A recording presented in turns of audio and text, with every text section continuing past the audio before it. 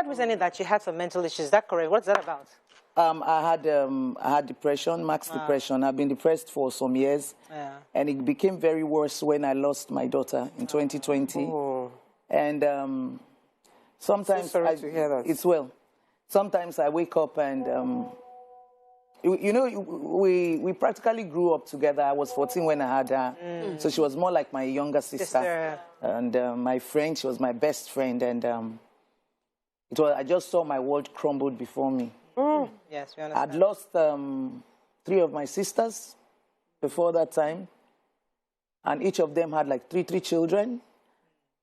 I'd lost like 3 of my brothers and my father.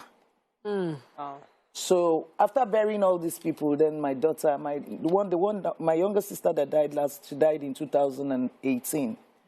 She was a footballer. She was one of our female coaches. She was one of the assistant coaching on the 19 female national team. And after she died, I thought I was going to be the next. I don't know. But when my daughter died, my world crumbled before me. And then sometimes I see myself for days.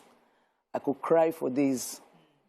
And I've been in and out of hospital. Do you think the experience you've had can give you strength to help other people who might be going through this? Because this is an opportunity, especially when people go through this kind of situation, they use it as a strength to help others who are going through it right now. Definitely. I get DMs almost every day for people. Some people say they want to commit suicide, and I ask them why.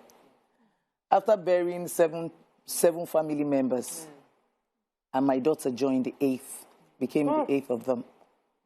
You know what that means? Well, I died 1,000 times. So if I see anybody that is going to stay, one of the advice I'll give to them first, talk to a doctor. Okay. I used to get professional help. I used to go to Calabar before now because, you know, Nigeria were very funny.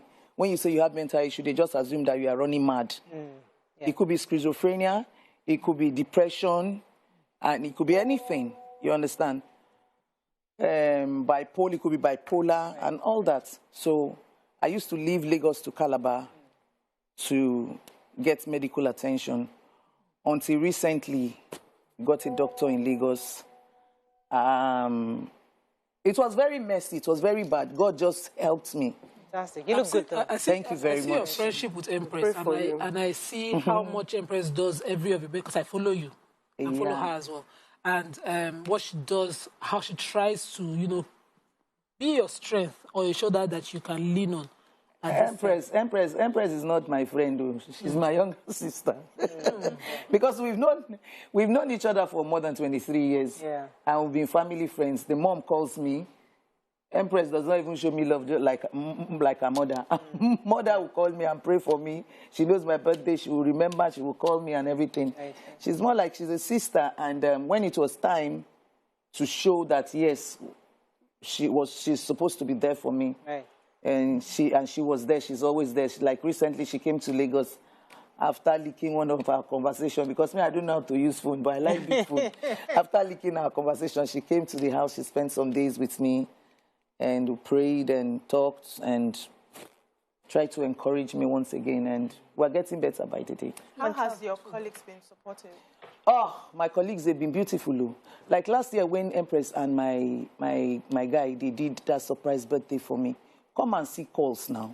Come and see calls. Come and see calls. Not just calls, cash gifts. People were giving me gifts. My colleagues were everywhere. They were just there for me, including Funke Akindele, Iniedo. I cannot start mentioning names. They were all there. They were calling Chigol. They were sending money like that. They were there for me, Yabo Ojo. They were just there. Fantastic. They were there. They were just there. Then my colleagues on the Johnsons, my executive producer, because I know there was a time that I was away for 3 months, and they were going to be, they were still paying me. They were just there for me. They were just there. Fantastic. They were there. And my followers, because sometimes when I open my phone, the kind of prayers I hear and everything. Fantastic. I didn't know. I never knew Nigeria. I never knew the world loved me like this. Fantastic. I'm so happy. We're happy to hear that. And we'll continue to hope and strength that God will give you strength and pray for your strength. Because I believe that, you know, all things work together for good. I know that God is going to help you through this journey. Amen. So I can help millions of other people who might walk this journey so that they can have the strength that you have so far. Thank you very much, Ada, for joining us on the show. It's my pleasure.